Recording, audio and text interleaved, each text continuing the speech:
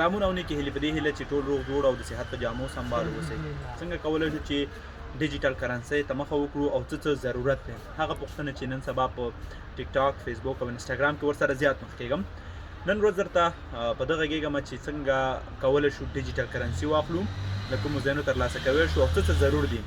په پیل کې تاسو چې چېرته اوسېږئ د هغه هېواد د اوسېدو قانوني جواز، دوهم ماسټر کارډ، دریم ایمیل ادرس او ټلیفون نمبر، دا څلور پنځه هغه مهم څیزونه چې تاسې پیل اخیستی شئ ورباندې، یعنې د پیل قدم لپاره دا مهم څیزونه دي او تاسو کولی شئ چې قدم واخلئ.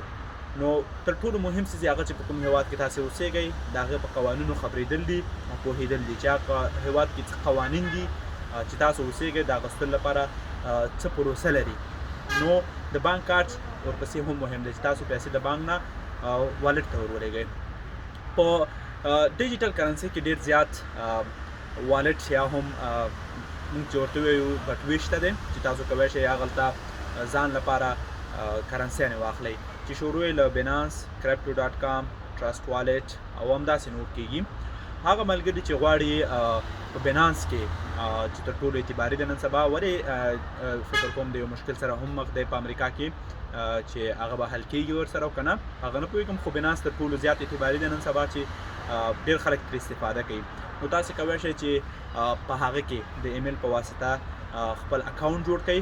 له هغه وروسته بیا بینانس رجسټریشن چې ما تاسو ته په پیل کې ویلې چې مهم څیز ستاسو په هغه ملک کې د اوسېدو لپاره اسناد دي چې هغه خپل د کور ادرس ورسره راجسټر کړئ تر څو هغوی پوه شي تاسې دلته اوسېږئ او هغه اسناد او هغه ادرس چې تاسې په اسنادو کې ورکړی دی او د هېواد تابعیت مو اخیستی دی یا هغه اسناد مو اخیستي دي هغه باید دقیق واوسي.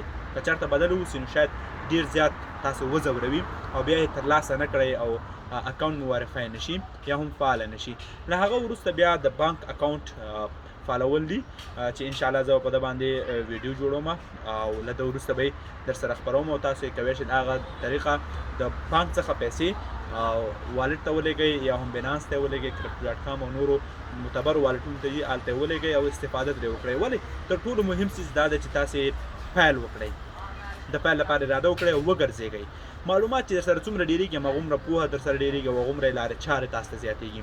نو زما مشوره د یو ورور په صفت تاسو ته دا ده چې ریسرچ وکړئ، تحقیق وکړئ، هوایي یو څه ته مه ورننوځئ، د یو چا په خبرو مستقیم عمل مه کوئ، لاړ شئ وګرځېږئ. دنیا له معلوماتو ډکه، تاسې ترې استفاده کولی شئ او خپل ژوند بدلوی شئ. د بیا لیدو په هیله.